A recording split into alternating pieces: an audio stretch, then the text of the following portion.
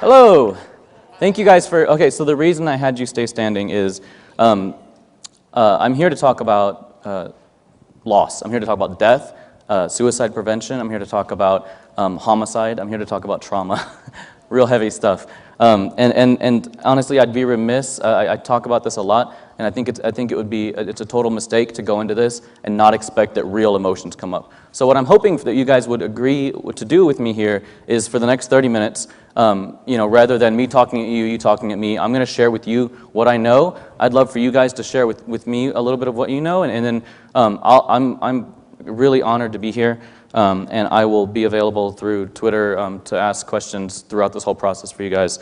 The reason you're standing is because I do want to take just a quick second to honor people that we've lost. Any of you have lost by suicide, by death, homicide, any kind of trauma, essentially any trauma in your life. I think that it's really important just to start off just right there. So let's just take a couple seconds to think about that.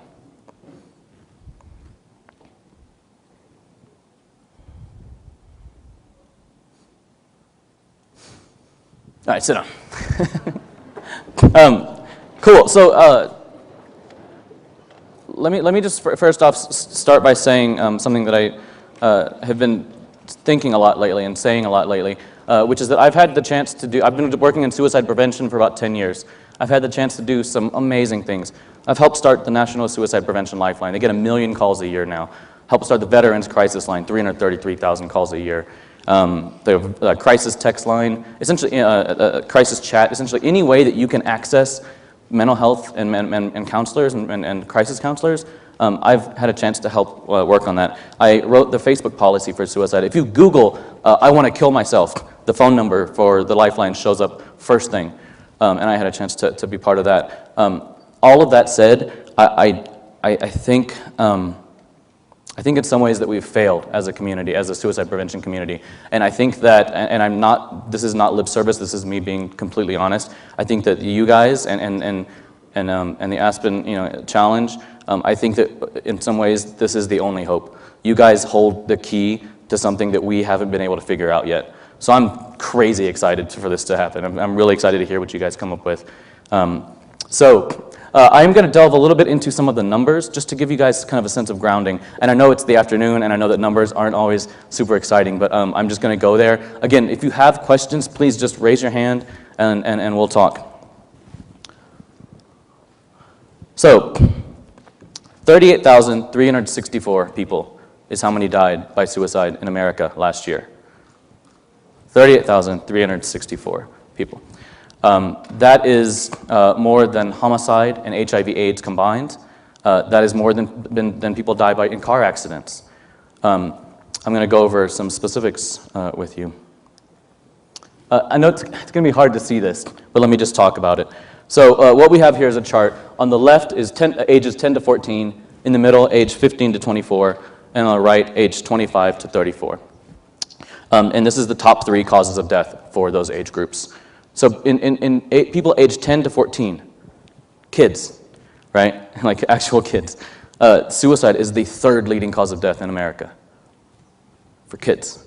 15 to 24, it is the still 3rd leading cause of death. Now you'll notice, and it's hard to see the numbers, but homicide is 2nd at 4,678 people, and suicide is right below that at 4,600. Those numbers actually flip-flop depending on what demographic you're looking at. I'm going to talk about that next. In my age, 25 to 34, suicide is the 2nd leading cause of death. So people die in accidents, and then people my age die in accidents, or they kill themselves, right? Like that's what happens. Is it an epidemic? I mean, yes. Those numbers are to me staggering. When you think about 38,000 people in America, that doesn't seem like that many people. But when you start to look at like how people are dying and the rates, it's actually pretty alarming. Now the good news here, silver lining, I guess, really, is that there aren't a lot of people aged 10 to 14 dying. Period. Right. So 267 kids died by suicide last year. So in some ways, yes. I mean, great that there aren't a lot of people, but the rates are still high. Okay, so this is suicide versus other means of death. Suicide is the blue bar. Homicide is the red, and the green is HIV and AIDS. So again, you'll see more than HIV/AIDS, more than homicide combined. Deaths are on the rise. I started, like I said, working in this field about 10 years ago. And when I started, for the last 10 years, before I started, we were at about 33,000 per year, people. Still significant. But you'll see this chart's going up. The most recent death data we have is from the CDC in 2011, and that's what that 38,000 number comes from. That is actually a significantly, that's a significant more people dying. And here's the thing, and the reason that when I said earlier that I think we're missing something, I use the word fail, I think that's a bit harsh, but really we're missing something, is that this number, that the rise actually directly corresponds to more suicide prevention programming. Every year the American government spends between $50 and $80 million a year on suicide prevention, youth suicide prevention. Great. Like, that's a really good thing. There's a lot more suicide prevention programs out there. Like I said, the Lifeline has launched in the last few years, and they're serving millions of people. But that said, the number, it directly corresponds to the more we spend, the more people seem to die. In Colorado, last year, 1,054 people died. You might know, but Colorado is, I believe, the 8th or the 9th in the state, in the country as far as suicide rates go.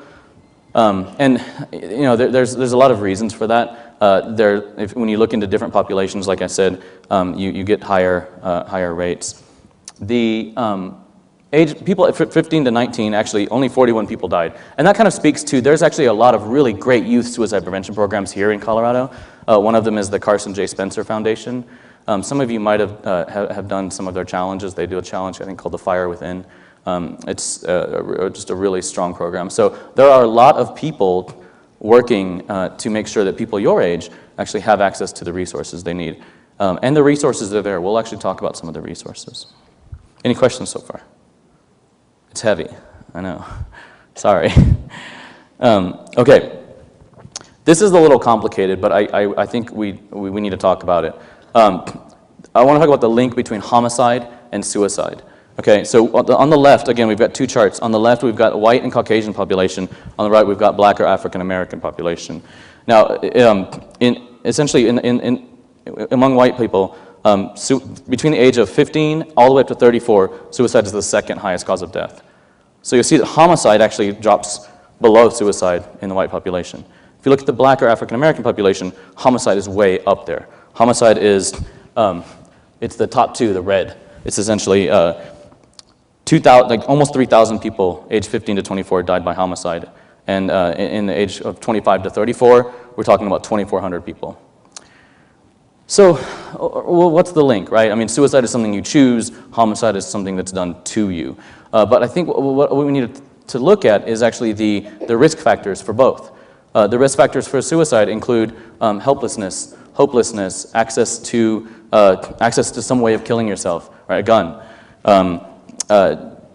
isolation. People talk about bullying a little bit. There's a host of risk factors, and I actually don't have them up here for you. But if you choose the challenge, it's pretty easy to Google just risk factors for suicide. But the risk factors for homicide, I think, are similar. Essentially, you think about the kid that's going, the teenager that's driving a bike. My parents live in Houston, and there's huge freeways in Houston, just like here. And you'll see guys going down the freeway, $150 on a bike, one wheel on the ground, no helmet, and a lot of those kids die, right? And so essentially, what I'm saying is that the reasons, the reasons that somebody would do that is actually, it's the same reason that someone might choose to die by suicide. So the method is different, right? Like, they're not necessarily pulling guns on themselves, or they're not using the same methods, but they're certainly choosing things that are not necessarily good for them and that are potentially going to lead to them dying. So it kind of points to a similar hopelessness and a similar helplessness. I'm a big Kendrick Lamar fan, and Kendrick Lamar said, I know, right? Said in his song Money Trees, says, I'm going to forget the quote now. I wrote it down. Hold on. I was just listening to this morning. Everyone's going to respect the shooter, but the one in front of the gun lives forever. Right? Everyone's going to respect the shooter, but the one in front of the gun lives forever. And so, to me, what that points to is a kind of a romanticization or an acceptance of the fact that we die by homicide, right? Like we get killed. That's what happens in our community. I grew up in Houston. I grew up in Southwest Houston. It's kind of dangerous. Like it wasn't like crazy, like LA, style. But like, sorry. No, but I mean, saying like it just wasn't the best neighborhood, the one I grew up in, and certainly there was a sense of like, yeah, sometimes people get shot, and I just think that as part of my challenge to you, you'll see at the end what I want to talk to you guys about is ways to create safe communities, ways to create communities or bolster the things in your communities that are already safe, and let's figure out a way to make them even safer. Yes.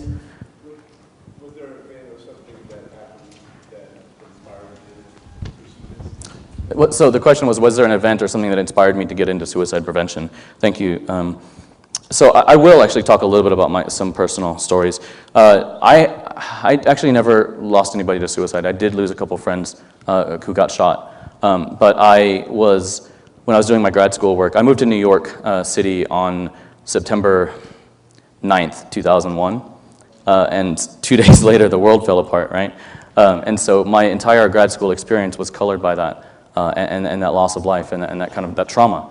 And so I worked specifically in Chinatown. We worked to kind of help people talk about what happened. Because in the Asian languages, we actually don't even have ways to talk about emotions. Like we don't have the word, we have like sad. In English we've got like I'm sad, I'm anxious, I'm depressed, I'm upset. We've got all these different kind of nuanced ways of talking about it. In Vietnamese it's like I'm sad. Why? Because, I don't know, I'm hungry, whatever it is. So it's like, I'm sad because, so my thesis was we worked specifically on, to help people process emotions from after September 11th. And, that got me working in suicide prevention just afterwards because I was really interested in the ways that communities dealt with trauma.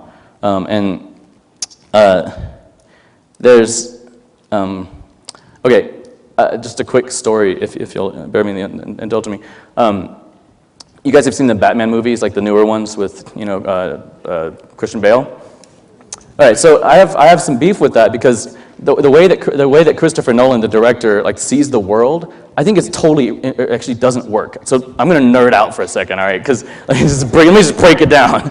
But basically, what happens? So there's a bad guy, right? The Joker or Bane will come in and be like, blah, blah, and they'll explain like some crazy idea that they have, like we're all gonna kill each other this way, and then everyone's like, yeah, we'll do that. Right? Everybody buys into it immediately, like or Bane comes in and like does this crazy. I didn't even understand like what his idea was. I would have been like, wait, what are we supposed to do? But in his world, in this world of Batman, like what happens is a traumatic event will happen. And then the entire world, the entire community falls apart, and everyone just goes chaotic, right? It's just everywhere, and like people are happy to just kill.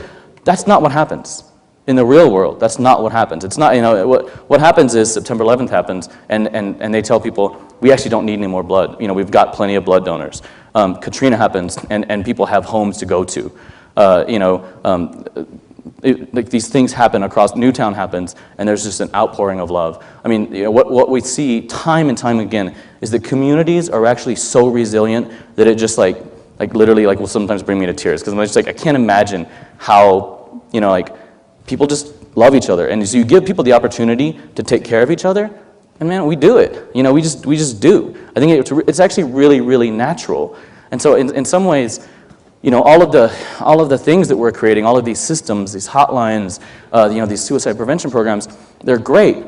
But in some ways, I think what we're ignoring is, communities, high schools, friends groups, natural ability to just be resilient, to come out of the ashes, to make the best of a situation that is very, very traumatic. So thank you for that question. So a little bit about bullying and isolation. people talk about the link, you heard the word cyberbullying. Most of my work is actually online. It's through social media and writing policy for that. But so there's a lot of talk about cyberbullying, or I was bullied to death. And the interesting thing about bullying and suicide is there's actually not a direct link. There's no scientific link between, if you bully someone this much, X amount, then they will, go on to kill themselves. Right? Like there's no way to actually correlate the two. Now I'm not saying that people who are bullied aren't at risk of suicide, but it never is like the only thing. They've always got something else going on. Because again, most people that are bullied, most people that are depressed, most people that lose something in their life don't kill themselves. That's the good news, right? Most people don't die by suicide. But it happens, and so we have to address it. I think what happens is, for example, like in Newtown, you guys just had a situation, a couple weeks ago here in the Denver area, and what happens is those are scary moments. Like that's, we create these schools, principals and superintendents create schools and say like, yeah, we're making a safe environment for kids.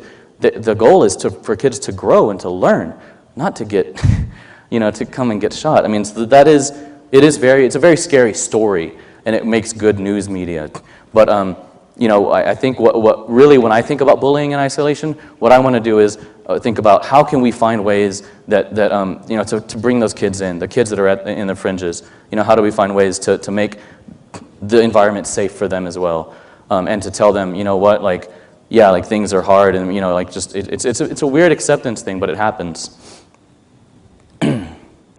And that brings me to trauma and resilience, and I've been talking a lot about trauma and resilience. Oh, sorry, yes, question. Oh, can we get a mic? Sorry.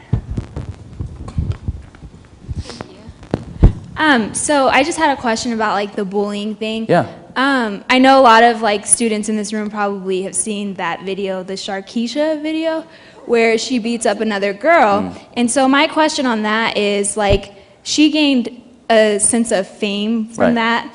And you've seen it? I haven't, but so essentially anyway, a girl. She beats up a girl, right. But it's as much anti-bullying campaigns and all that's going on, do you think that will bring a sense of not condoning certain things to a community, or is that something that is just inevitable? That's a great question. I mean, so if I understand what you're asking, essentially, are we saying to people, what's the answer to bullying, right? So whereas before we might have said, oh, hey, stick up for yourself. And then that's what this young woman seems to be doing. But if the option is beat somebody up because they're bullying you, or just take it. I mean, neither of those are very good options, right? And so, with bullying, and I'm not at all a bullying expert. I mean, I don't actually I know a little bit about it, but I do know that one of the things I do know that's important is that the conversation is changing from this dude's a bully and I'm a victim to situations in which someone is bullied, in which someone is a victim or is victimized. And certainly the person who's bullied, bullying one day could very well be in a situation at home or in outside of school or even in another kind of section of school where they are being bullied.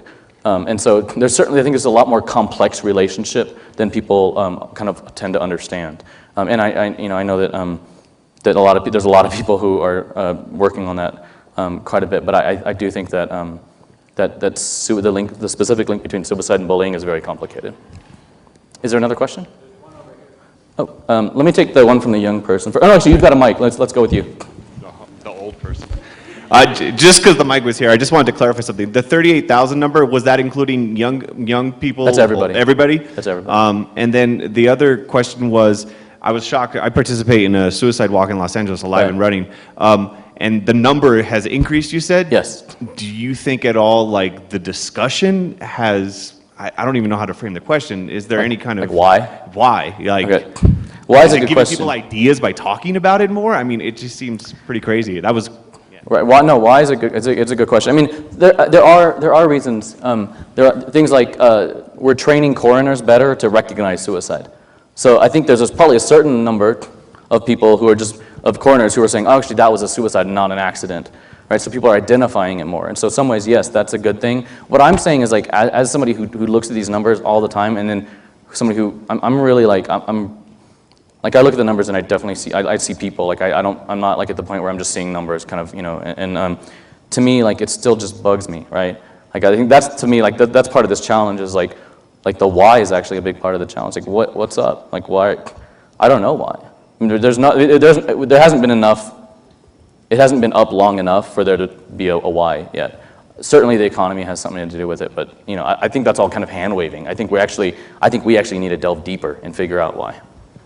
There was a question here, and then I'll take this. Okay, so this is gonna seem really weird. So No, please.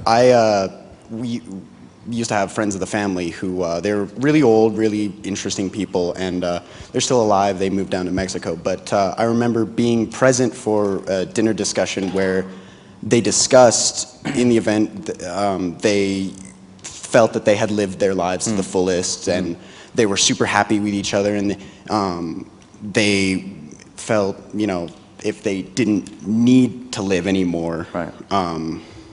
that, you know, if one died or however it worked out, then, you know, that they were off themselves.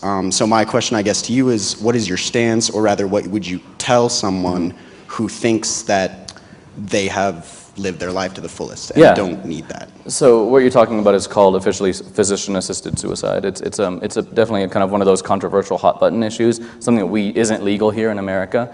And so my official stance on it is that I do believe that in most cases that suicide is imminent. Suicide is preventable. We know that. You know, and in most cases, suicide is preventable. I don't have an official stance on physician-assisted suicide, actually, though. I just haven't. Like, it's a really complicated issue, and I can't systemize it. You know, like the government is not going to say this is our stance on it, or you know, like anything like that. So I actually don't know. I mean, that's a question that I've got in my. You know, it's a good question because I don't know the answer to it. I think it's the thing. So what that brings up though is that why this is so hard. Part of the why, to answer your question, is that suicide is a very personal choice. Ultimately, there's some public health stuff that's easy. In Texas, Latino males were dying in car accidents, like a lot more than other people. And so they were like, why? I'm like, oh, because guys don't wear their seatbelts. They figure it out. So you do two things. Or three things. You create a law that says people have to wear seatbelts. In fact, in Texas, you have to wear seatbelts in the whole car, like in the back and everything.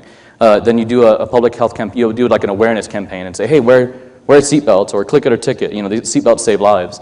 And then you enforce it. You start giving people tickets.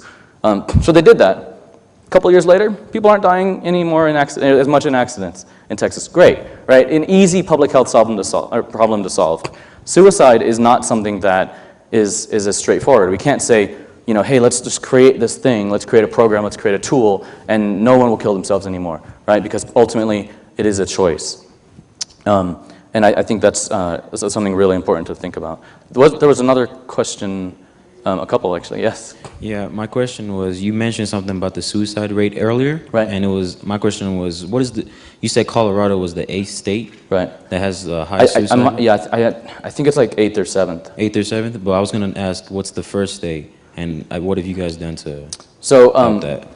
The first state, if I remember right, is actually Alaska. It's either Alaska or Hawaii. So here's what it is that a lot of this, like when you look at those rates and things, a lot of it has to do with isolation. A lot of it has to do with people who are hurt and just don't have access to help.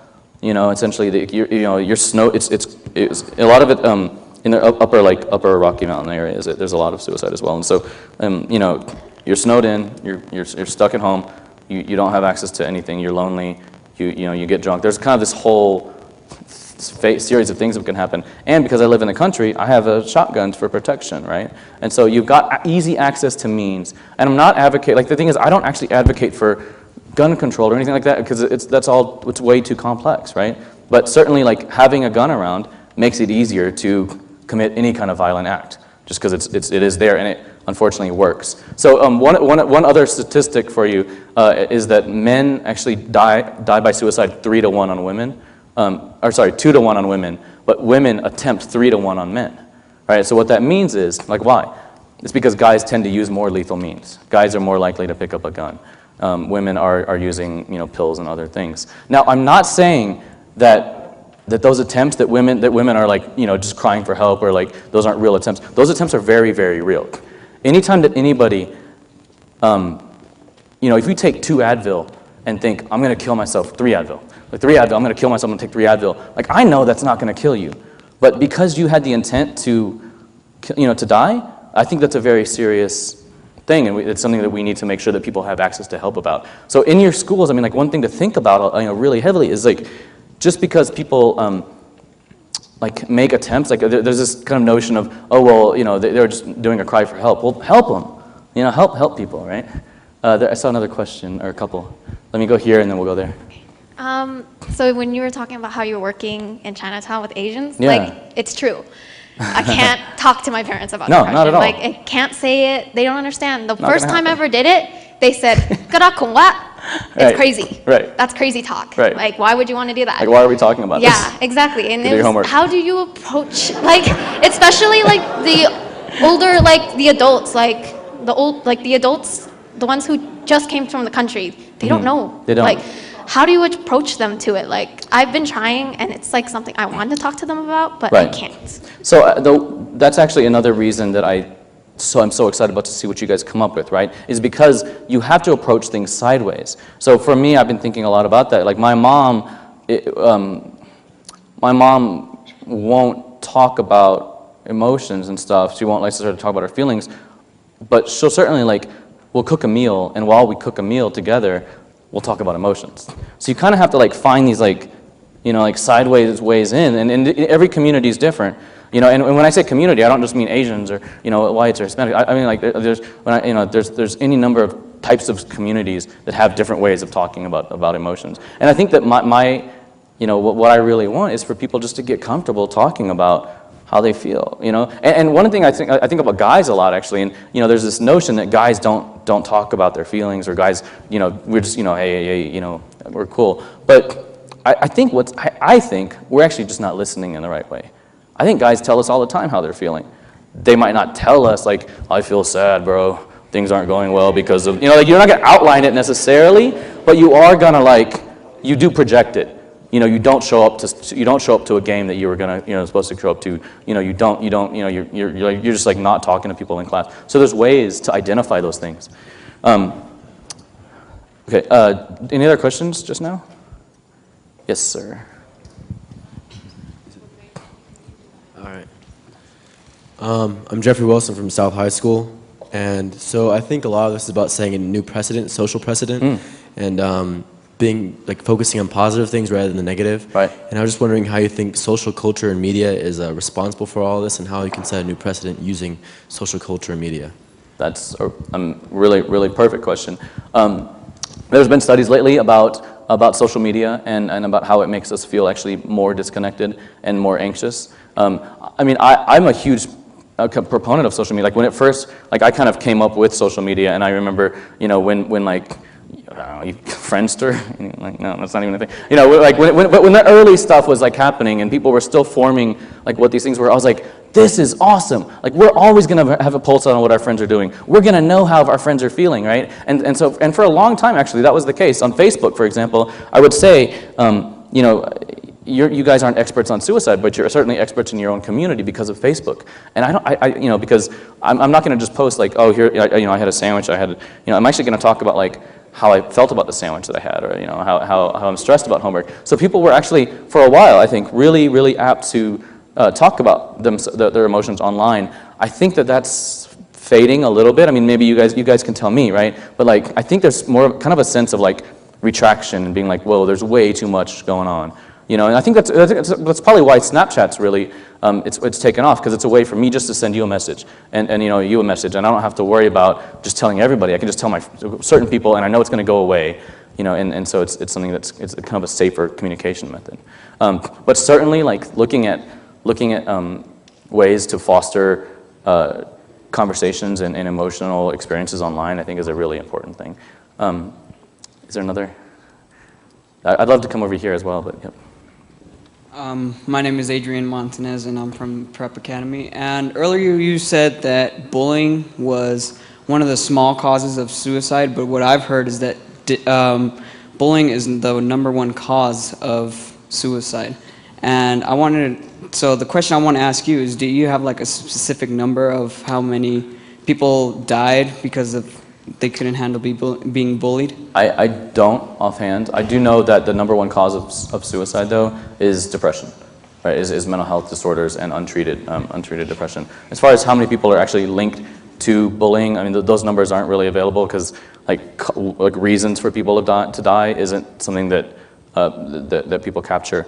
Let me really quick just jump to okay. So there are some big. Let me just tell you quickly some of the big ideas that adults have had. I mentioned earlier the National Suicide Prevention Lifeline. It's a 24/7 free confidential call, 800-273-TALK. Again, they get 1 million calls a year. People are heavily utilizing this line, 800-273-TALK.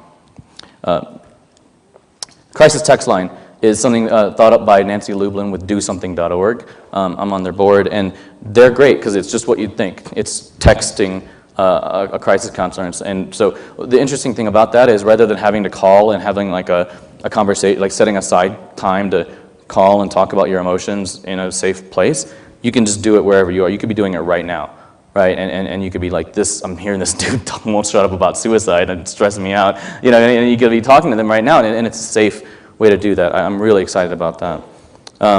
The It Gets Better campaign, very, very quickly, you guys are probably familiar with this campaign. A couple years ago, a young man named Tyler Clementi died.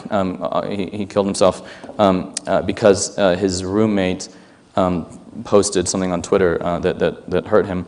And so a lot of people, and he was a young gay man, and so people around the country started making, what happened was, around the country, a lot of other media started looking for connections between, gay males and online kind of bullying and suicide, and so they started to draw the lines. And what happens, I'm sorry, I know I'm over time, but let me just share one last thing.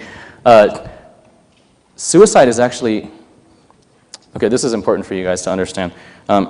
Suicide, the reason that people don't know these numbers that I shared is because a lot of times we in the community, the suicide prevention community, don't want the media to talk about it. And here's why.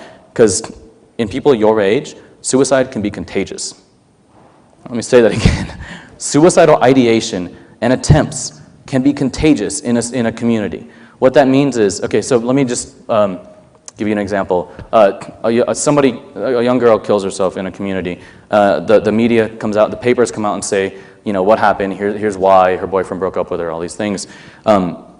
The school hosts a memorial for her, plants a tree, and then people are saying things like, she's in a better place, right? She's not in pain anymore.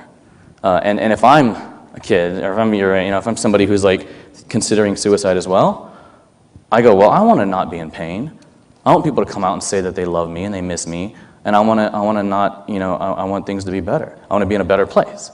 And so what happens is, if you don't report on it correctly, if you report on it in a way that romanticizes suicide and kind of the idea of it, then it can spread throughout a community, which is scary, and it's complex. And again, I want to be available for you guys to talk about this. If I'll be here the rest of the time. So that is something to keep in mind as you do your challenges. Speaking of which, let me get to the challenge. So I challenge you to identify the ways that people in your community can improve their mental health now by creating safe spaces in your schools or in your neighborhoods, places where people can share how they're feeling, like just real talk. The goal is to get people talking, and not just talking about suicide, not just talking about bullying, but really about hope and life. So again, the idea is to think about ways that your community is so strong already, and already doing these things and saving lives, and let's multiply that by 100. So thank you guys. Well done, well done.